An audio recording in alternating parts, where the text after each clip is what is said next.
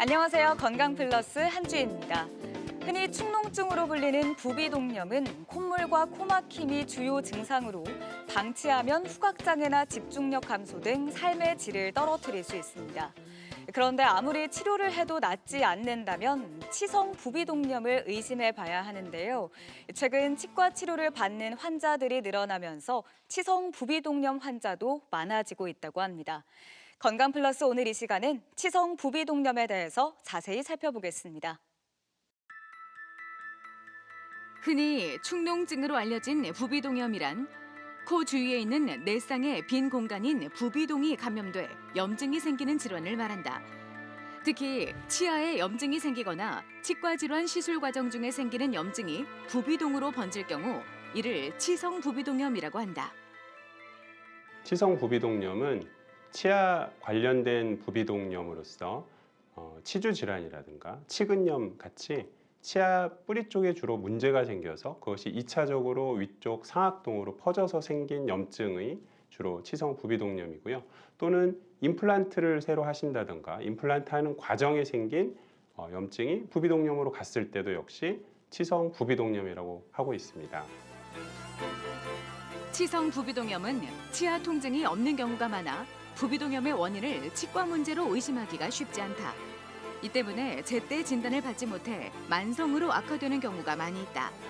오늘 TV 주치에서는 치아 질환으로 발생하는 치성 부비동염에 대해 자세히 알아본다. 오늘 도움 말씀에 을지대학교 병원 이비인후과 최명수 교수 나오셨습니다. 안녕하세요. 예, 안녕하세요. 네, 오늘의 주제가 바로 치성 부비동염인데요. 이 부비동염의 대표적인 증상 중 하나가 바로 콧물인데 콧물 일상생활에서 생각보다 많이 나오는 원인이죠. 그렇죠. 이렇게 날씨가 추워졌을 때 찬 공기에 노출됐거나 아니면 우리가 매운 음식 이런 거 먹었을 때 쉽게 콧물 나는 경험 다들 한 번씩 해보셨을 것 같고요. 담배 연기나 진한 향수 이런 것도 역시 코를 자극하는 물질들이거든요. 또 감기나 부비동염 걸렸을 때도 당연히 콧물이 나오고 이런 콧물은 실은 코 속을 보호해주는 역할을 합니다. 예. 네, 이렇게 여러 상황에서 콧물이 나올 수가 있는데 사실 콧물의 색깔만 봐도 그 원인과 질환을 구별할 수가 있다고요? 예, 저희는 이제 그런 색깔이 되게 중요한데요. 만약에 색깔이 너무 진하다, 누렇거나 푸르스름하다, 그러면 이제 이게 세균이라든가 어떤 그런 감염이 됐을 것을 시사를 합니다. 우리 몸의 면역 세포의 색깔이 잔해가 어떻게 보면 푸르스름하고 누르스름하거든요. 그러니까 네. 그런 것이 배출이 됨을 통해서 우리 몸에 뭔가 감염이 왔었다 알 수 있고요.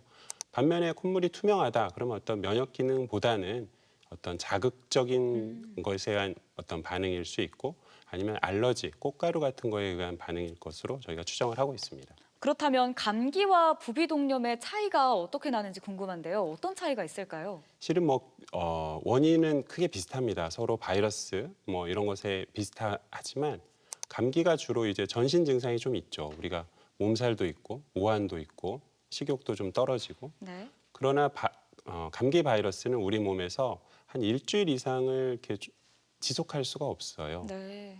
부비동염은 반대로 감기 이후에 뭔가 부비동에 구조적인 문제가 생겨가지고 부비동이 잘 배출이 안 돼서 생기는 증상이거든요. 그렇게 되면 뺨이 아프거나 국소적으로 이마에 통증이 있거나 치통이 생기거나 이게 조금 더 국소적인 증상이 더 많은 편입니다. 네, 감기와 부비동염이 정말 이렇게 차이가 많이 나는데요. 부비동 도대체 어떤 부위일까요? 그러니까 한자 그대로 설명을 하면 코의 옆에 있는 빈 공간이다라는 말씀이고 그림에서 보면 이렇게 이마에도 큰 공간이 있고요. 뺨에도 큰 공간이 있고 이렇게 눈 사이에도 있습니다. 이렇게 얼굴뼈가 만약에 얼굴뼈가 통뼈가 되면 얼마나 무겁겠습니까? 네. 저희가. 또 하나는 이렇게 비어 있음으로 인해서 저희가 혹시 무슨 충돌이 일어났다, 교통사고가 났다 했을 때 저희 뇌를 보호해주는 기능도 있습니다. 네, 이마나 뺨, 코 안쪽에 있는 곳이 바로 부비동이라고 하셨는데요. 이 위치에 따라서 부비동의 종류도 좀 달라질까요? 가장 이제 흔하고 제일 큰 공간 중에 하나가 뺨에 있는 공간을 저희가 흔히 상악동, 상악이라는 게 이제 아기 턱뼈고 위에 있는 턱뼈다. 거기에 생긴 공간이고요. 또 이마 쪽에는 전두동이라고 있고 눈 사이에는 사골동, 그다음에 아주 깊은 곳에는 저평동이라는 이렇게 몇 개의 공간이 있습니다. 네, 그렇다면 이 부비동의 각각의 위치에서 발생하는 부비동염이 위치에 따라서 통증이나 증상도 좀 달라지나요? 그렇습니다. 아주 좋은 말씀 해주셨는데 전두동 같은 경우에서는 주로 두통을 호소하는 경우가 많습니다. 네. 그래서 이비인후과가 아니라 뭐 신경과를 갈 수도 있고 상악동인 경우에는 뺨이 아프거나 치통을 호소할 수도 있고요. 그래서 위치마다 조금은 다릅니다. 네, 그렇다면 부비동염의 진단 기준도 어떻게 되는지 궁금한데요. 진단 기준 어떤가요? 생각보다는 쉽습니다. 뭐 코가 막힌다, 콧물이 난다, 또는 뒤쪽으로 콧물이 흐른다, 아니면 냄새를 잘 맡지 못한다, 아니면 이제 안면에 통증이 있다. 이런 4가지 중에 2가지가 들어가면 우리가 부비동염을 의심할 수 있고요. 또 이제 병원에서 여기에서 끝나는 게 아니라 이건 굉장히 흔한 증상이기 때문에 병원에서 의료진이 뭐 내시경을 통해서 코에서 나는 염증을 확인한다든가 아니면 영상학적으로 엑스레이나 CT 등을 통해서 부비동에 문제가 있다는 것을 저희가 확인하면 그때는 이제 부비동염으로 진단할 수 있습니다. 네, 부비동염을 일으키는 원인도 궁금한데요. 어떤 원인으로 부비동염이 발생할까요? 근데 이제 부비동염 원인은 굉장히 복잡합니다. 제가 여기서 말씀드린 건 조금 단순화해서 간단하게만 말씀을 드리면 흔히 이제 바이러스가 있고 이게 외부의 어떤 요인에 의한 건데요. 바이러스에 의한 부비동염이 제일 흔하죠. 감기입니다. 한마디로 네. 감기 후에 그것이 지속돼서 부비동의 어떤 입구, 출구를 막아서 어떤 생기는 증상이 제일 많고요. 2번째는 호흡기적으로 이게 바이러스가 왔다 가면 우리 몸의 방어력이 좀 약해집니다. 그러면 바이러스보다 한 뭐 50배, 100배 큰 사이즈의 세균들이 쉽게 우리 점막을 침범해서 생길 수 있고요. 이때가 이제 세균성 부비동염. 보통 세균성 부비동염을 아마 일반 사람들은 축농증으로 알고 있을 겁니다. 네. 훨씬 더 증상이 심하고 농도 진하게 나오고 그렇거든요. 이제 최근에는 이런 과거에는 이렇게 호흡기적으로 감염된 경우가 많았었는데 요즘에는 이제 치아에서 생긴 균들이 어떤 이유인지 이렇게 부비동과 연결성이 생겨서 그 치아균들이 올라와서 이렇게 감염되는 경우가 자주 보고되고 있습니다. 그런 경우도 있고요. 또 나이가 들면 면역 기능이 좀 떨어집니다. 우리 코라는 곳이 보통은 따뜻하고 습한 상태라 실은 곰팡이가 살기 아주 좋은 곳이거든요. 그래서 나이가 들면 곰팡이가 생기는 그런 부비동염도 잘 생깁니다. 네, 부비동염의 원인 중에 또 치아의 세균을 아까 언급해 주셨어요. 치아 관련 세균이 어떻게 부비동으로 침범하는지 과정을 알 수 있을까요?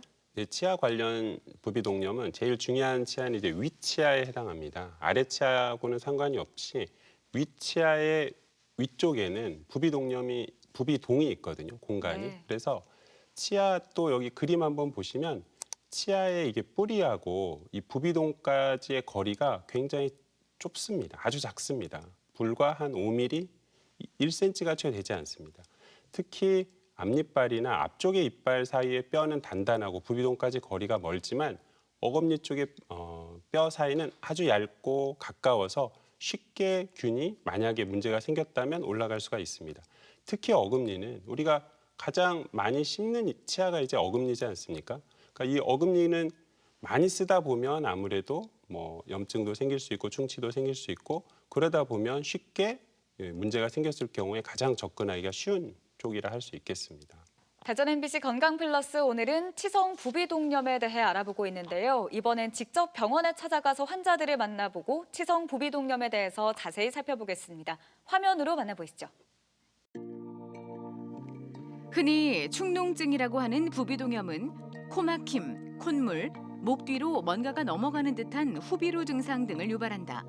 심하면 코 안쪽이나 구강 내부가 붓고 눈에도 영향을 주며 통증을 유발할 수 있다. 그런데 최근 치과 시술이 증가하면서 치성 부비동염도 늘어나고 있는데 부비동염이 잘 낫지 않고 있다면 치성 부비동염을 의심해 볼 필요가 있다. 네, 오늘 어떻게 오셨어요? 네. 한쪽이 좀 아프고 그리고 한쪽에서만 누런코가 좀 이렇게 많이씩 나와가지고 왔습니다. 언제부터 그러면 이런 증상이 시작이 됐고 그동안 뭐 다른 병원은 혹시 안 가보셨어요? 네, 한 증상 3-4달 정도 됐고요. 병원 한 2-3 군데 다니면서 항생제를 좀 바꿔봤는데 그래도 낫지 않고 계속 냄새도 나고 해가지고 그래서 오게 됐습니다. 혹시 평소에 좀 위쪽 치아가 안 좋거나 아니면 발치를 했거나 그런 게 있을까요?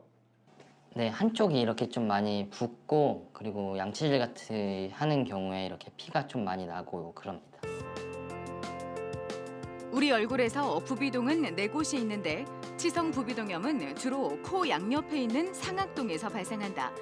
위턱에 있는 어금니 뿌리가 상악동과 가깝게 붙어 있어 여기에 염증이 생기면 상악동 막을 뚫고 안쪽까지 퍼져 부비동염이 생기는 것이다.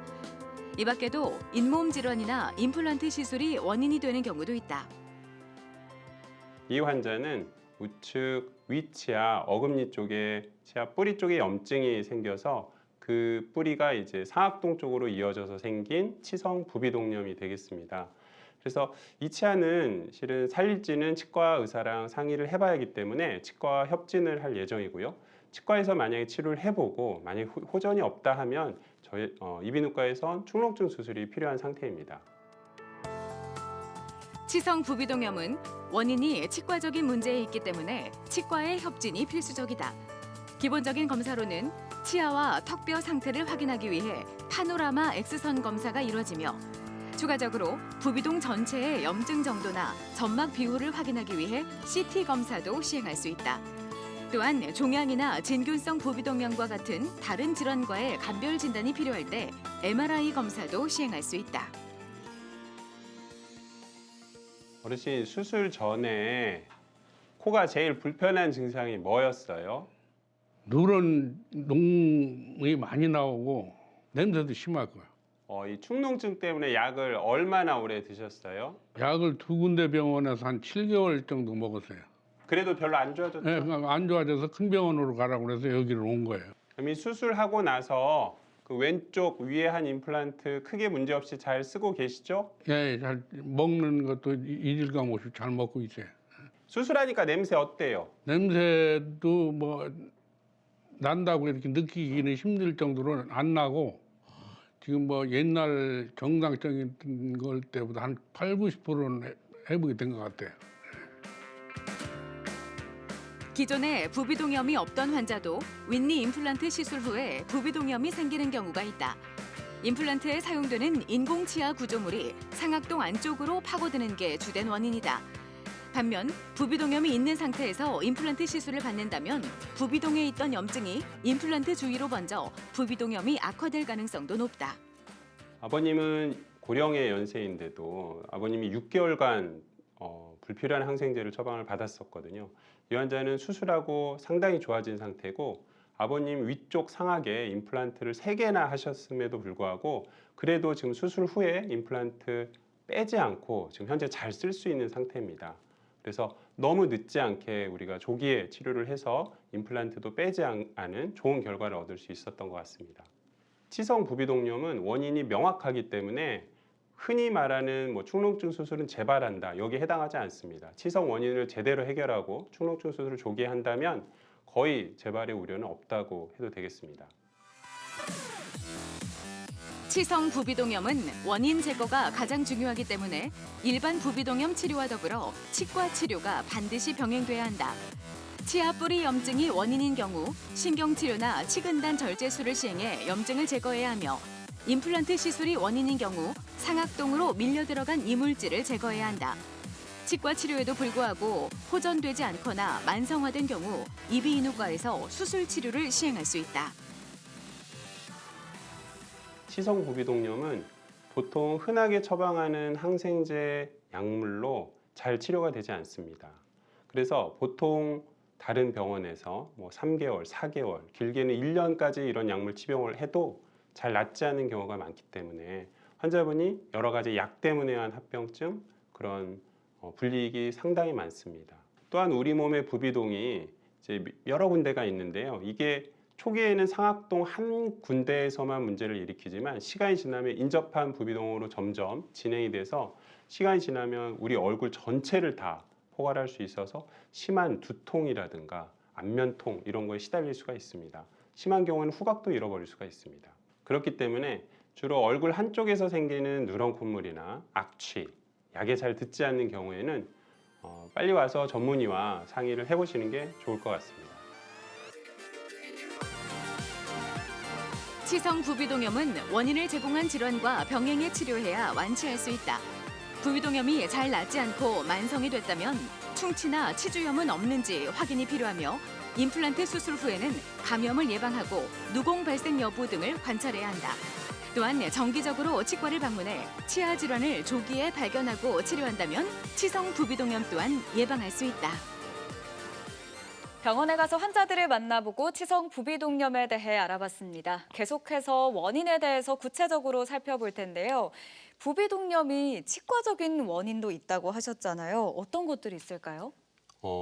보통 이제 환자분들이 잘 모르세요. 이제 치아 때문에 축농증이 생길 수 있다는 생각을 잘은 못 하시는데 네. 저희가 한 크게 4가지 정도로 한번 분류를 할 수 있는데 치아의 뿌리에 염증이 생기는 경우가 있습니다. 치아의 뿌리에 염증이 생기면 그것이 이제 끝까지 타고 올라가면 또 상악동이 될 수가 있고 또 잇몸, 보통 나이 드신 분들이 뭐 풍치라고 하기도 하죠. 잇몸이 안 좋아서 잇몸 쪽이 먼저 염증이 진행돼서 생길 수 있는 질환 또는 치주염 때문에 부비동염이 생길 수도 있고요. 그다음에 뭐 1번, 2번 원인에 의해서든지 아니면 뭐 사랑니를 발치했다든지 해서 치아를 발치한 다음에 잇몸뼈가 너무 얇아졌다든가 아니면 잇몸뼈가 깨지는 경우도 있습니다. 네. 그래서 잇몸뼈에 손상이 생겨서 그것이 상악동과 연결됐을 때 그럼 세균의 통로가 될 수 있거든요. 마지막으로는 이제 이렇게 치아를 이제 잃어버린 다음에 재활을 하기 위해서 임플란트 같은 걸 할 수 있죠. 이제 임플란트를 하는 과정이 생각보다 복잡합니다. 임플란트가 결국은 나사를 우리 잇몸 뼈에 박는 과정이어서 이때도 이 뚫기 때문에 이 뚫는 과정에 세균이 침입할 수도 있고요. 네. 아니면 그것이 이제 잘 뼈와 유합을 해야 하거든요. 근데 이 과정에서 혹시 좀 문제가 있거나 아니면 뭐 쓰시는 과정에 뭐 임플란트도 영구적이진 않습니다. 네. 혹시 흔들리거나 뭐 문제가 생긴 경우에도 생길 수가 있습니다. 총 한 4가지 정도로 원인을 알아볼 수 있을 것 같습니다. 네, 치아의 뿌리부터 잇몸 그리고 임플란트까지 정말 다양한 원인들이 있는데요. 원인 질환들 차근차근 하나씩 살펴보도록 하겠습니다. 먼저 치아 뿌리의 염증으로 인한 부비동염이 있어요. 이건 어떤 경우인가요? 이거는 좀 젊은 사람한테 약간 많이 나오는데요. 치아를 보시면 치아에 여기 하얗게 보이는 테두리가 이제 가장 치아에서 가장 단단한 부위거든요. 우리가 이것을 에나멜층이라고 하는데 네. 이 에나멜층이 이제 보통 아이들이 뭐 끈적하거나 딱딱한 음식, 단 음식을 많이 먹고 그 치아 홈에 그런 게 낄 수 있지 않습니까? 그렇게 되면 그쪽에 이제 세균이 붙어서 같이 이 에나멜 층이 깨지게 되면 그 다음 층이 그보다는 단단하지만 상악질입니다. 상악질까지 이제 염증이 더 진행되면 치아에 이제 신경과 혈관이 지나가는 사실상 이거는 이제 뼈라고 할 수 없거든요. 이 치수라는 공간으로 염증이 진행되면 급속하게 거의 고속도로를 타고 가듯이 치아의 끄트머리까지 염증이 이동할 수가 있습니다. 네. 여기까지 이동을 하면 그 다음 위치는 이제 위쪽 치아에 한정되어 있을 경우에는 이제 상악동과 아주 가깝게 연결이 돼 있거든요. 그래서 이 와중에 염증이 조금 더 번진 경우에 바로 치성 부비동염으로 이어질 수 있습니다. 부비동염 치아 뿌리 염증으로 인한 사례도 준비를 해주셨다고요? 여기서 한번 그림 제가 한번 준비했는데요. 그림 보시면 아까 치수, 에나멜층을 뚫고 치아의 한 가운데로 들어와서 이렇게 염증이 급격하게 이 안쪽에 작은 포켓을 만듭니다. 불과 이 위쪽에 있는 까맣게 보이는 상악동하고 이 사이즈 거리가 아주 가깝기 때문에 이 염증이 조금만 더 진행돼서 이 마지막 뼈층을 손상하거나 점막을 손상하거나 그렇게 되면 바로 상악동염을 일으킬 수 있습니다. 여기에서 CT에서도 보시면 이렇게 얇아진 이런 주머니 같은 그 하얀 테두리를 볼 수 있죠. 네. 이런 것들이 치아 뿌리 안에 이미 염증들이 많이 고여 있다라는 것을 좀 보여주는 그림이라 할 수 있겠습니다. 그럼 해당 사진에서 지금 검은색으로 된 부분도 있고 아닌 부분도 있는데 그 차이는 뭔가요? 그렇죠. 검게 사진에서 보이는 것은 공기가 이제 까맣게 보이는 거거든요. 원래 부비동이 처음에 말씀드린 것처럼 비어 있는 공간이라고 했었는데 여기 반대쪽에는 그런 까맣게 보이는 게 아주 조금이고 대부분 회색으로 보이지 않습니까? 네. 회색으로 보이는 것은 물 같은 성분이 주로 사진에서 이렇게 회색으로 보이게 됩니다. 그러니까 고름이라든가 염증 같은 것들이 여기에 고여 있다라는 것을 알 수 있겠습니다. 네, 사례 사진을 통해서 치아 뿌리 염증으로 인한 부비동염에 대해서 살펴봤는데요. 계속해서 이번엔 잇몸 질환으로 인해 생기는 부비동염 알아볼까요? 저희가 이제 아이들이 아까 이런 충치라고 한다면 어르신들은 가령 이제 치아를 오래 썼으니까 이제 너무 뭐 단단하거나 질긴 음식을 많이 드시거나 하시면 잇몸 사이에 뭐가 끼는 경우가 많지 않습니까? 네. 잇몸 사이에 끼는 것을 우리가 잘 양치질을 못했거나 일부 남았다 하면 그 사이에 잇몸이 벌어지고 그 사이로 세균이 들어갈 수 있고 그렇게 되면 잇몸이 부으면서 뼈가 얇아지게 됩니다. 그 잇몸뼈가. 그래서 어른들이 풍치라고 하죠. 뭐 네. 이렇게 찬바람만 들어가도 잇몸이 시리고 아프다라고 하는데 잇몸 뼈가 낮아지고 점막도 줄어들고 그러면서 치아 뿌리 쪽이 이렇게 노출이 됩니다. 노출이 되면 치아가 그 잇몸 뼈에 의해서 단단히 붙잡아주고 있어야 하는데 그걸 못 잡아주고 점점 붙잡아주는 뼈가 없어지니까 더 잘 흔들리거든요. 흔들리기 시작하면 균열이 생기고 그렇게 되면서 치아 뿌리 쪽으로 더 균들이 이렇게 올라갈 수 있게 되고 결국은 끝은 똑같죠. 상악동 쪽까지 올라갈 수 있어서 염증을 일으킬 수 있습니다. 네, 그렇다면 치아 잇몸뼈 질환으로 인한 부비동염 사진으로는 어떻게 확인할 수 있을까요? 예, 여기서도 CT 사진인데요. 하얗게 보이는 거는 뼈고요. 네. 이렇게 까맣게 보이는 건 아까 말씀드린 것처럼 공기, 회색으로 보이는 건 물이나 어떤 염증물이 많습니다. 이쪽은 괜찮은 쪽입니다. 사진에서 보이는 까맣게 보이는 쪽은 괜찮은 쪽인데 여기 치아는 치아 뿌리와 그 주변에 둘러싸고 있는 잇몸뼈가 명확하게 잘 보이는데 이 화살표 있는 빨간 쪽을 보시면 치아 뿌리는 명확하게 보이지만 그거를 붙잡아줘야 할 잇몸뼈가 거의 없어지고 그냥 다 회색으로 보이지 않습니까? 네. 회색으로 보인다는 거는 이미 뼈 성분이 아니어서 잇몸뼈가 여긴 하나도 없다는 거죠. 그러니까 사실상 왼쪽에만 살짝 그냥 뼈가 겨우 붙어 있는 정도? 이렇게 되면 쉽게 흔들리고 움직일 때마다 상처가 나기도 하고 그래서 치아 뿌리 쪽에 있는 균이 다 이 상악동으로 퍼져 있는 것을 보여주고 있습니다. 네, 치아 잇몸 질환으로 인한 부비동염까지 살펴봤는데요. 그런가 하면 치아를 발치하고서도 부비동염이 발생할 수 있다고요. 보통 이제 발치가 원인 치아를 이렇게 없앴기 때문에 보통은 해결됐다라고 생각하는 경우가 많죠. 네. 치아가 안 좋으면 결국 끝은 이제 발치인데 근데 간혹 가다가 잇몸뼈가 너무 얇아진 분들이 있습니다. 너무 얇아진 경우에는 발치한 다음에 그게 부서지거나 아니면 잇몸뼈가 남아있긴 해도 그게 너무 얇아서 어떤 경계로서의 그 기능을 상실한 경우가 있거든요. 네. 그렇게 되면 그 공간으로 넘어갈 수 있습니다. 치아 뿌리 쪽에는 늘 치석이 있다 생각을 저희가 해야 하니까요. 그런 균들이 쉽게 상악동으로 이어질 수가 있습니다. 그렇다면 발치 후에 발병하는 상악동염 사진으로 어떻게 볼 수 있을까요? 여기 지금 두 가지 사진을 보여줬는데요.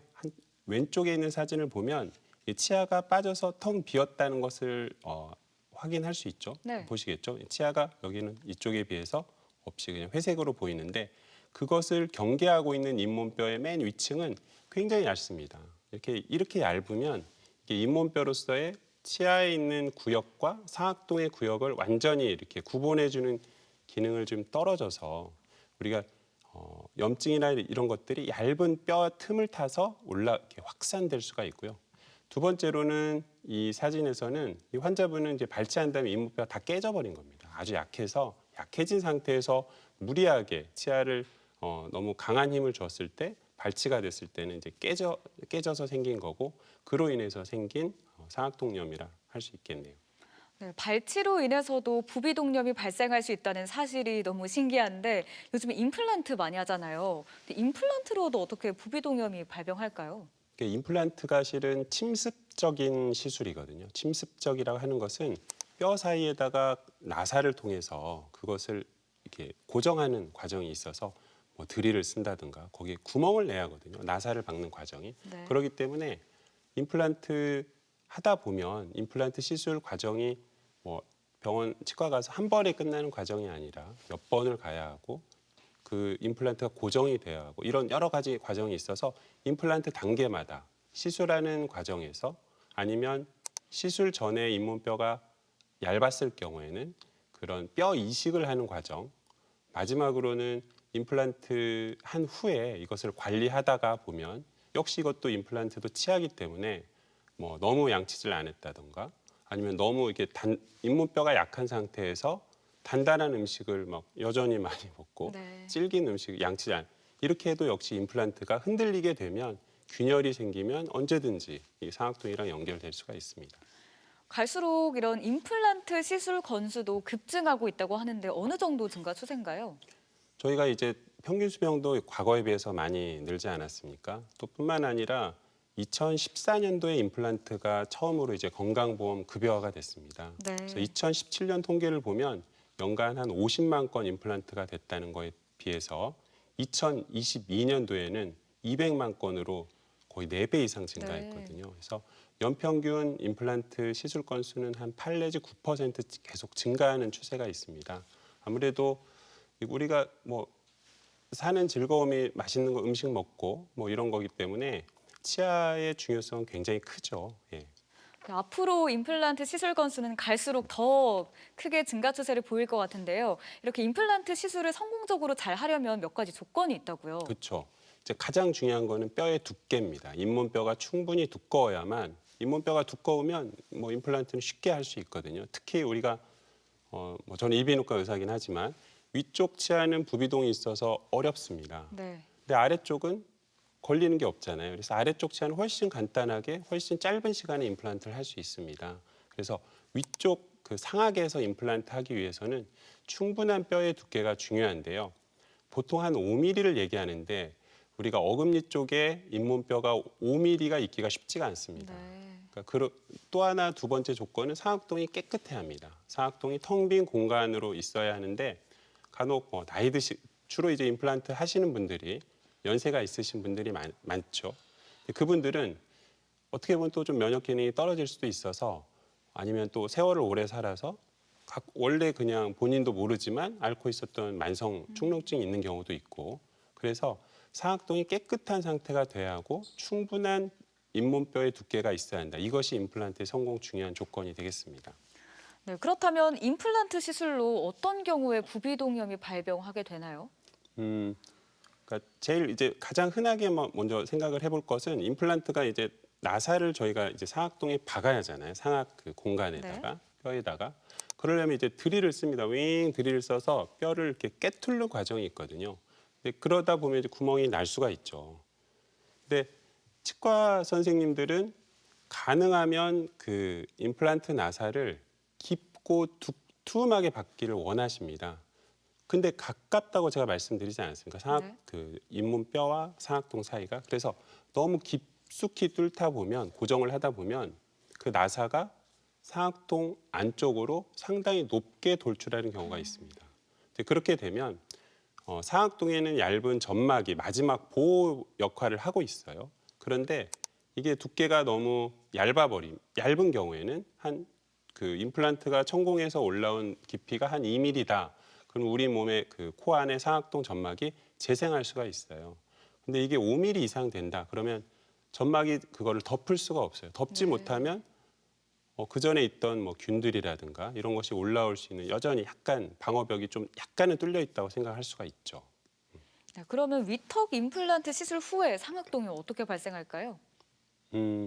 보시면 지금 이건 제 하나의 사례인데요.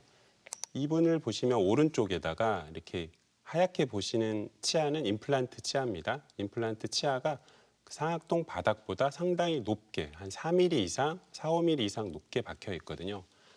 이럴 경우에는 점막이 상악동 속에 있는 점막이 얘를 이렇게 덮지를 못합니다. 덮지를 못하게 되면 이때 시술 과정에서 생겼던 감염이 계속 확산해서 이쪽에 상악동염을 일으킬 수가 있습니다. 이럴 경우에 수술이 반드시 필요합니다. 네. 수술을 해서 이 상악동을 개방하고 상악동에 있는 염증을 충분히 다 제거를 해놓고 그러고 나서 관찰을 했을 때 만약에 상악동이 깨끗하다 그럴 경우에는 임플란트는 그대로 같이 그냥 사용해도 됩니다. 상관이 없습니다. 네, 그 밖에 또 임플란트 시술로 인한 부비동염 어떤 원인이 있나요? 이제 뼈가 없는 분들이 굉장히 많거든요. 두께가 너무 얇아서 반드시 그래서 보통 어떤 분들은 바로 임플란트 하지 못하고 뼈 이식 먼저 한 다음에 그 다음에 뼈 이식이 충분히 고정이 되면 임플란트를 하겠습니다. 아마 이런 얘기 치과에서 들으셨을 텐데 뼈 이식하는 과정이 이제 상악동의 마지막 보호막이 상악동 점막이거든요. 이 점막을 잘 손상하지 않고 잘 들어서 그 사이에 우리가 뼈라고 해서 두꺼운 뼈를 넣는 게 아니라 파우더, 이게 가루예요. 가루를 거기다 잘 넣고 다시 잘 보호해서 이 가루가 흩어지지 않고 있어야 하는데 하다 보면 시술하다 보면 뭐 염증이 심한 분이나 아니면 나이가 많으신 분들은 이제 점막도 얇고 하다 보면 손상도 생기게 되면 이게 뼈가루가 막 상악동으로 퍼지는 경우도 있고요. 제대로 고정이 안 돼서 했더니 뼈를 두툼하게 잇몸뼈를 하려고 했는데 뭐 두툼하지도 않고 얇아진 상태에서 임플란트를 하게 되는 경우도 있고 이제 그렇게 해서 발생하는 경우가 좀 있습니다. 네, 지금까지 치성 부비동염의 원인들에 대해서 살펴봤는데요. 계속해서 증상을 살펴보겠습니다. 치성 부비동염 어떤 증상이 있을까요? 제일 흔한 증상은 그냥 콧물이 계속 풀어도 계속 누런 코가 나오는 게 가장 흔한 증상이고요. 두 번째는 이게 냄새가 좀 많이 납니다. 우리가 다른 사람 입냄새를 맡기 싫어하죠. 그러니까 치아에서는 굉장히 이렇게 여러 세균들이 많이 있고 치석 이런 게 많기 때문에 안 좋은 균들도 많고 악취가 많이 납니다. 그래서 똑같이 코에서 굉장히 상한 냄새가 주로 한쪽에서 우리가 양쪽 치아가 둘 다 상하는 일은 좀 드무니까 주로 한쪽에서 아주 악취가 나는 콧물을 풀어도 계속 난다는 경우가 많습니다. 보통 이제 치성이라는 의미 때문에 치통이 없는데요. 제가 뭐 이빨 때문인가요? 이렇게 물어보시는 분들이 드물게 있거든요. 생각보다 흔하지가 않습니다. 이게 치성 부비동염 통계에 따르면 치통을 같이 앓고 있는 분들은 한 3분의 1 미만으로 되어 있거든요. 그래서 대부분은 치통보다는 그냥 이런 냄새나는 악취나는 콧물이다. 그렇게 보입니다. 네, 치통이 정말 3분의 1에서만 확인이 가능한 거면 치아로 인한 병이다라는 거를 알아차리기가 쉽지 않을 것 그렇죠. 같은데요. 그런 만큼 또 진단도 세심하게 이루어져야 할 것 같아요. 진단은 어떻게 내릴까요? 진단은 실은 이제 많은 경험 있는 의사들이 악취가 나는 콧물이 있을 경우에 또 환자분 나이가 좀 있거나 요즘에는 이제 저도 이비인후과 의사지만 입안을 보게 됩니다. 입안에 혹시 임플란트를 하셨는지 아니면 치아 상태가 괜찮으신지 아니면 물어봐야죠. 환자분이 최근에 임플란트 시술을 했는지 아니면 뭐 발치를 했는지 아니면 치아가 자주 붓고 흔들리는지 이런 걸 문진을 해서 그런 병력이 있으시다면 가장 이제 정확한 진단 검사는 내시경을 통해서 한쪽과 다른 정상 쪽과 비교를 해보고 정말로 푸르스름하고 진한 콧물이 상악동 쪽에 있다. 그 다음에 그것을 이제 CT 같은 걸로 확인해서 최종적으로 진단하게 됩니다. 네, 이렇게 치성 부비동염으로 진단을 받으면 치료는 어떻게 이루어지나요? 저희가 이제 이비인후과 단독으로만 하진 않고요. 치과하고 협진이 꽤 중요합니다.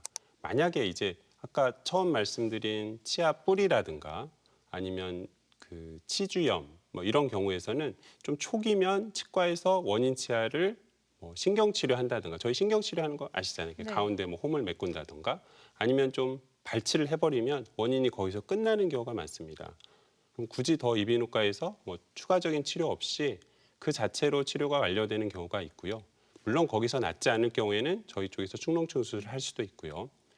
또 발치한 후에 이제 축농증이 생긴 경우에는 그래서 구멍이 나는 경우가 가끔 있거든요. 그래서 어떤 분은 뭐 음식을 먹었는데 잇몸으로 코로도 뭐 나온다는 경우도 있는데 축농증 수술을 이럴 경우는 먼저 합니다. 먼저 해서 하게 되면 염증이 가라앉게 되면 그 발치 후에 생긴 그 길이 저절로 폐쇄되는 경우도 상당히 많거든요. 물론 폐쇄되지 않으면 나중에 치과랑 같이 협의를 해서 치과에서 이 구멍을 메워주면 되고요. 그다음에 임플란트 관련돼서는 임플란트가 너무 깊이 박혀 있다던가 아니면 임플란트 시술했는데 이물질이 뭐 상악동으로 흘러 들어왔다든가 할 경우에는 저희가 먼저 축농증 수술을 먼저 하게 됩니다. 네. 왜냐하면 임플란트는 더 소중하거든요. 우리가 치아를 한번 빼게 되면 이거를 다시 하기가 쉽지가 않습니다. 그래서 가능하면 임플란트는 살리는 쪽이 좋은데 그렇게 하기 위해서는 저희가 먼저 축농증 수술을 해서 충분히 상악동을 쉬게 하고 염증을 제거한 다음에 그 다음에 보면 살릴 수 있는 경우가 훨씬 더 많습니다. 그럼에도 불구하고 임플란트가 흔들린다든가 아니면 지속적으로 염증을 전달하는 것이 수술 후에 잘 관찰이 될 경우에는 치과와 협의를 해서 임플란트를 제거할 수도 있습니다. 네, 그래서 더더욱 수술 치료가 중요한 것 같은데요. 수술 치료의 과정도 궁금합니다, 교수님. 수술은 생각보다 그렇게 어렵지는 않습니다. 우리가 코를 통해서 흔히 하는 축농증 수술이고요. 제일 많이 이제 연관된 부비동이 상악동이 있지 않습니까? 그래서 상악동은 코에서 가장 가까운 데고 코의 입구를 그냥 넓혀주면 됩니다. 코의 입구를 닫혀있던 문을 제거하고 그 입구를 넓혀서 안에 있는 농을 다 제거하고 깨끗이 씻어내면 되기 때문에 그렇게 막 복잡하고 힘들고 위험하고 그러지는 않습니다. 네, 치성 부비동염으로 진단을 받으면 임플란트를 제거를 해야 하는지 궁금한데요. 꼭 제거를 해야 할까요? 그러니까 만약에 이제 임플란트도 치아랑 똑같습니다. 치아도 우리가 흔들리면 이제 발치를 고민하듯이 임플란트도 만약에 흔들린다. 그러면 그때는 이제 실은 살리기는 어려운 상태고요. 흔들리면 계속 지속적으로 흔들리는 균열 속에서 세균들은 계속 올라갈 수가 있어요. 그러니까 흔들리는 치아는 임플란트든 뭐든 살리기는 어렵고 다만 단단히 고정이 돼 있고 씹는 데는 문제가 없다. 그런데 이제 그럴 경우에는 저희가 먼저 축농증 수술을 해서 상악동에 있는 염증을 충분히 제거하면 그 다음에는 살릴 수 있는 경우가 많죠. 네, 계속해서 환자들의 사례를 통해서 치성 부비동염에 대해서 알아보겠습니다. 첫 번째 환자 사례부터 살펴볼까요? 이게 이제 저희가 마치 이제 의대생들을 하는 교육 같기도 한데 왜냐하면 CT가 저희는 이제 가장 중요한 진단 방법입니다. CT를 보시면 이쪽 오른쪽인데요. 오른쪽은 왼쪽에 비해서 치아가 하얗게 보이죠. 하얗게 네. 보이는 치아고 잇몸뼈도 하얗게 보입니다. 근데 그 사이가 다 회색으로 가득 차 있지 않습니까? 네. 이 말은 실은 치아가 거의 살짝 붙어 있다. 살짝 붙어 있는 정도여서 이 상태로 더 씹으면 잇몸뼈는 더 약해지고 충격이 가하고 균열을 통해서 균들이 상악동 쪽으로 다 올라갈 수가 있죠. 옆모습에 봐도 마찬가지입니다. 옆모습에 보아도 이 치아는 똑같은 환자분이거든요. 치아를 보시면 치아 어금니 쪽에 회색으로 다 둘러싸여 있어서 실은 잇몸뼈와 치아가 직접 붙어 있는 게 아니라 그냥 붕 떠 있거나 치주 질환이 심해져서 잇몸뼈가 다 없어져서 이 생긴 상악동염이라 할 수 있어요. 네, 첫 번째 환자의 경우 수술 전과 후가 어떻게 달라졌는지 궁금한데요. 어떤 차이가 생길까요? 저희가 이제 수술을 할 때는 이분이 이제 안에 농도 있었고 혹도 있었거든요. 그래서 엑스레이를 보시면 내시경에서는 이렇게 혹도 보이고요. 수술 전에. 수술 후에는 이 동그랗게 보이는 공간이 이제 이게 상악동입니다. 상악동에서 텅 비어졌다 이런 거를 볼 수가 있고요. 엑스레이 상으로 보면 까만 게 부비동은 어둡게 보여야만 그게 공기가 있다는 얘기거든요. 그래서 이쪽은 좀 회색으로 보이고 이쪽은 어둡게 보이는 걸로 봐서는 그러니까 이쪽이 나쁜 쪽입니다. 오른쪽이. 수술 후에 보면 양쪽이 둘 다 어두움 정도가 비슷하지 않습니까? 네. 그래서 오른쪽이 수술 후에 깨끗해졌다. 공기로 다시 텅 빈 공간이 되었다. 이렇게 볼 수 있네요. 네, 첫 번째 환자 사례 살펴봤는데요. 두 번째 환자 사례도 궁금합니다. 두 번째 분은 나이가 좀 많으신 분이고 임플란트를 많이 하셨습니다. 이제 나이가 많은 73세 남성분이고 악취나는 콧물, 냄새가 나서 막 사모님이 막 너무 싫다 이러신 분이었는데 내시경을 봤더니 오른쪽을 보시면 이렇게 누렇게 콧물이 나고 주변에는 살들이 막 다 좀 부어 있다 그런 것을 저희가 확인을 했고요. 반대로 왼쪽에는 깨끗했습니다. 치아에서는 입안을 살펴보면 이렇게 임플란트를 했던 흔적이 동그랗게 인공치아가 있는 것이 저희가 확인을 했고요. CT를 찍었더니 정면에서는 임플란트가 왼쪽에도 있었습니다. 물론 왼쪽에도 있었지만 왼쪽은 비교적 깨끗했고 오른쪽은 회색빛이 상악동을 가득 채우고 있었습니다. 옆 측면에서 봐도 임플란트가 이분이 3개, 4개를 이렇게 한 다음에 서로 이어놨거든요. 근데 임플란트 한 사이에 뼈도 굉장히 얇아져 있어서 아마 이쪽에 관련 임플란트 시술을 과도하게 여러 개를 함으로써 잇몸뼈가 약해지고 이 틈으로 아마 세균이 감염된 게 아닌가 싶어서 저희가 이제 수술을 했죠. 수술을 하고 나서 보니까 이게 처음 사진이지 않습니까? 두 번째 보면 이제 이쪽이 수술 후의 사진인데 상악동은 깨끗해졌죠. 구멍은 네. 크게 뚫려서 최대한 상악동은 크게 개방하는 게 좋거든요. 크게 개방을 해서 속에 있는 뭐 염증 물질을 다 제거를 하고 그러고 나서 보면 엑스레이도 아까 비슷하죠. 한쪽은 이렇게 회색빛이 보이는데 이쪽은 반대는 까맣지만 수술 후에는 둘 다 양쪽이 다 까맣게 까맣다는 것은 공기로 다시 가득 채워졌다. 그래서 부비동이 제대로 다시 자기의 기능을 되찾았다. 이렇게 볼 수 있겠네요. 이분은 임플란트를 빼진 않았습니다. 네. 상악동 수술만 해도 좋아져서 충분히 그 임플란트를 다시 할 필요도 없고 잘 씹고 있습니다. 네, 이렇게 직접 환자의 사례를 통해서 치성 부비동염의 치료 과정을 살펴봤는데요. 오늘 방송을 보신 시청자 여러분께서 도대체 어떻게 해야 예방할 수 있을까 궁금해하실 것 같아요. 치성 부비동염의 예방법 따로 있을까요? 저희가 이제 수명이 늘어난 만큼 그 늘어난 시간 동안 저희가 행복하게 살기 위해서는 잘 씹고 그래야 하지 않습니까? 치아가 너무너무 중요한데요. 그러려면 평소에 양치질 중요합니다. 정기적으로 치과 검진해야 하고요. 또 뭐 여러 가지 이유에서 이제 치아 발치를 한 경우에 특히 발치를 해서 더 이상 우리가 씹지 못하면 보통 한쪽으로 씹는 분들도 간혹 있어요. 네. 근데 그렇게 되면 잇몸뼈는 씹지 않으면 점점 얇아져서 내가 나중에 임플란트 해야지 해도 시기를 놓치거나 임플란트 하는 과정이 굉장히 어려워지거나 힘들 수 있으니까 발치 후에는 가능하면 조기에 재활을 하는 게 좋습니다. 그다음에 이제 만약에 어찌 됐건 뭐 콧물이 누렇게 나고 막 악취가 나고 또 병원에서 약을 타서 복용을 했는데도 크게 효과가 없다 하면 혹시 뭐 이렇게 생각을 해보고 전문가와 한번 상의를 해보시는 게 좋을 것 같습니다. 네, 끝으로 치성 부비동염에 대해서 꼭 기억해야 할 점을 한 문장으로 정리해 주시면 좋을 것 같은데요. 치성 부비동염은 네모다. 어떻게 요약하시겠나요? 제일 그냥 기억하기 쉽게 치성 부비동염은 악취다라고 얘기하고 싶습니다. 이게 냄새 나거든요. 네. 그래서 치성 부비동염 환자 냄새가 내가 심하게 나는 콧물이 있다. 그럴 때는 꼭 한번 의심해봤으면 좋겠습니다. 대전 MBC 건강플러스 오늘은 치성 부비동염에 대해서 살펴봤는데요. 지금까지 도움 말씀에 이비인후과 최명수 교수 함께하셨습니다. 오늘 말씀 감사합니다. 네, 고맙습니다. 이어서 운동과 함께 상쾌하게 하루를 열어드리는 건강 틈새 운동 시간인데요. 함께 운동할 준비 되셨나요? 안녕하세요. 대전과학기술대학교 스포츠건강관리학과 김선주라고 합니다. 집에서 할 수 있는 다양한 맨몸 운동들이 있는데요. 오늘은 이 생수병을 가지고 운동할 수 있는 상체 운동을 소개해드리고자 합니다. 상체는 크게 4가지 부위로 나뉩니다. 팔 근육, 어깨 근육, 가슴 근육, 그리고 등 근육 4부위로 나뉘게 되는데요. 상체 운동할 때 팔꿈치를 과하게 펴게 되면 손부터 어깨까지 전달되는 힘이 팔꿈치에서 끊기게 됩니다. 그래서 오늘은 팔꿈치를 튕겨내면서 힘의 방향을 위가 아닌 벽 밀어내듯이 앞으로 사용할 거고요. 그리고 팔꿈치의 위치를 기억해 주시면 오늘 운동 쉽게 따라 하실 수 있습니다.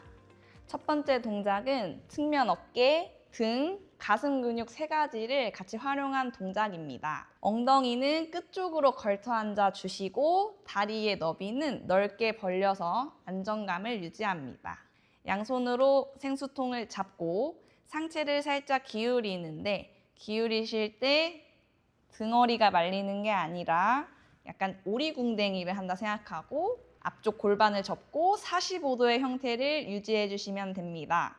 여기서 양팔은 귀 옆으로 만세를 하는데 팔꿈치를 튕기는 게 아니라 최대한 팔을 얼굴 옆쪽에 붙여놓고 준비합니다. 여기서 팔꿈치를 옆으로 구부려서 어깨 라인까지 내려오게 되는데요. 이때 걸리는 지점이 있으니 한번 체크해 보시고 다시 천천히 팔을 펴낼 때는 볼 쪽에 닿을 수 있게 최대한 끌어올립니다. 내릴 때는 걸리는 지점을 찾는다면 등 운동이 되겠고요. 다시 한번 위로 밀어내실 때는 측면 어깨 운동을 할 수 있습니다. 그 다음은 등과 가슴 운동을 같이 할 수 있는 동작입니다. 방금처럼 걸리는 지점까지 내려온 상태에서 준비합니다. 90도를 유지하면서 얼굴 앞쪽으로 팔을 가지고 옵니다.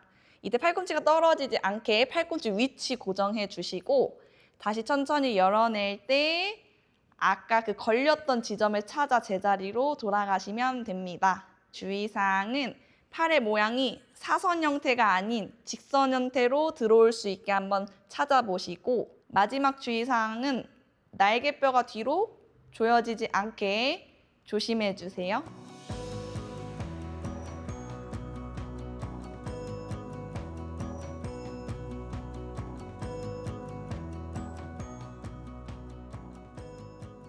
두 번째 동작은 가슴 근육과 팔 근육을 같이 운동할 수 있는 동작입니다. 양팔을 옆으로 나란히로 열어줍니다. 살짝 구부려도 괜찮지만 팔꿈치가 과하게 펴지거나 W의 형태가 나오지 않게 조심합니다. 약간 형님 자세처럼 팔꿈치를 돌려줍니다. 천천히 높이를 유지하며 앞쪽으로 큰 나무를 안듯이 들어옵니다. 다시 열어내실 때도 높이를 최대한 유지하시면서 어깨 옆쪽까지 돌아오시는데요. 이때 팔이 떨어지게 되면 날개뼈가 조여질 수 있으니 높이에 유의해 주세요. 다시 한번 가슴 근육을 사용해서 돌아오게 되면 여기서 변형 동작이 들어갑니다. 팔 운동인데요. 팔을 모은 상태에서 팔꿈치를 구부려서 얼굴을 가려줍니다. 다시 천천히 팔꿈치 높이를 유지하면서 멀어질 건데 과신전 되지 않게 주의해 주시면 됩니다. 다시 앞쪽으로 가지고 왔다가 열어내며 앞쪽 팔의 운동을 병행할 수 있습니다. 여기서 손목만 바꿔서 똑같이 진행해 보시는데요. 근육의 타켓이 살짝씩 바뀌니 손을 바꿔가면서 팔 운동을 진행해 주시면 좋습니다.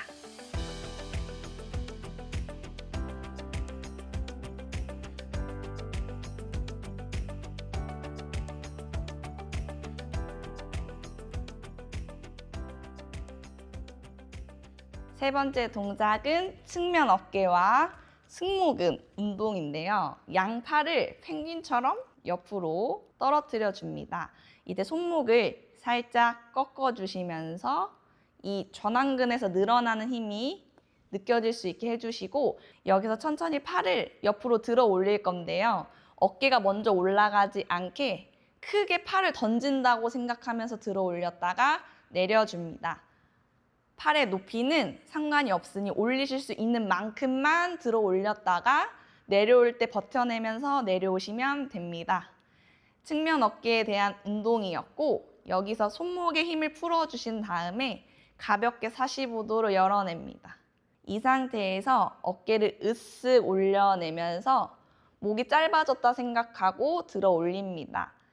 어깨를 들어 올리실 때는 옆에서 보았을 때 턱선 쪽으로 들어 올려주시고, 내려갈 때는 제자리로 돌아가야 하지 어깨를 눌러낼 필요는 없습니다. 요게 승모근 운동입니다. 마지막은 버티기로 이 승모근의 근육을 활성화시켜 준다면 목 통증에도 도움이 됩니다.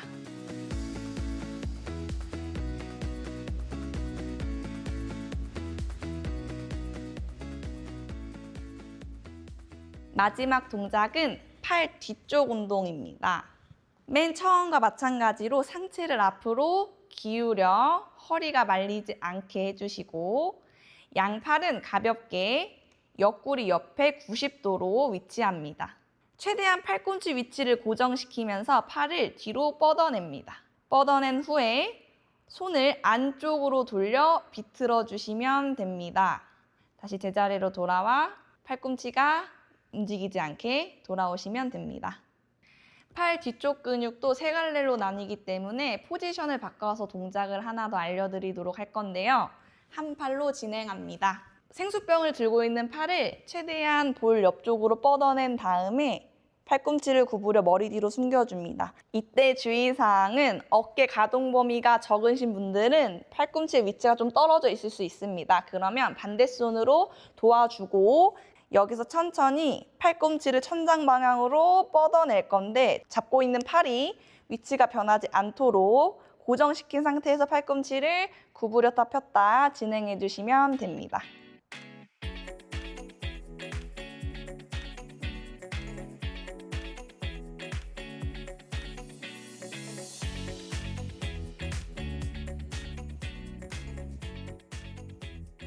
특히 오늘 운동은 여성분들께는 예쁜 상체 라인을 갖게 하고 남성분들은 체형 교정을 할 수 있는 동작입니다.